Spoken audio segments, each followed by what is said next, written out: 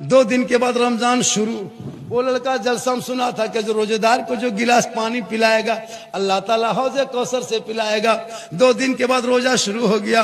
एक फकीर बाबा सांस साहब जो फितरा उठाता ज़कात, वही बूढ़ा बाबा उधर से झोला झपटा लेते घुस रहा था। लड़का ने कहा सलाम अलैकुम बाबा। कहा वालेकुम सलाम बेटा, ठीक ठाक भालो खैरियत? बोला हाँ चाचा, आप रोजा रखते हैं? कहा बेटा रमजान का महीना है तो रोजा कैसे नहीं रखेंगे बेटा, रखते हैं। कहा सुभान अल्लाह, चलिए मेरे घर के दुआरी सामने बैठिए, मेरे दरवाजा के सामने बैठाया। अपने बाप को जाके कहा ए बाबा। बोल क्या हुआ? बोल वो फकीर बाबा दरवाजे में बैठा दिए है, मौलाना कहा था ना जो एक गिलास पानी पिलाएगा रोजेदार को अल्लाह ताला हौज़े कौसर से पिलाएगा, सो हम लाके बैठा दिए हैं।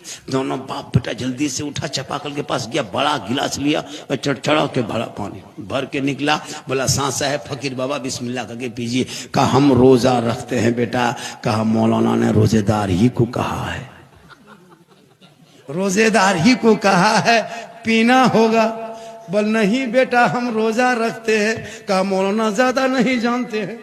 मौलाना ने कहा जो रोजेदार को एक गिलास पानी पिलाएगा अल्लाह ताला हौज़े कौसर से पिलाएगा, इसलिए फकीर बाबा आपको तो पीना होगा। कहा नहीं पिएंगे। दोनों बाप बेटा लुंगी समटा समटी फटाफटी मार के जमीन में पटक के गर्दन दबा के गटगटा के 10 बजे दिन पिला। 2 दिन के बाद रमजान शुरू। वो लड़का जलसा में सुना था कि जो रोजेदार को जो गिलास पानी पिलाएगा अल्लाह ताला हौज़े कौसर से पिलाएगा। 2 दिन के बाद रोजा शुरू हो गया।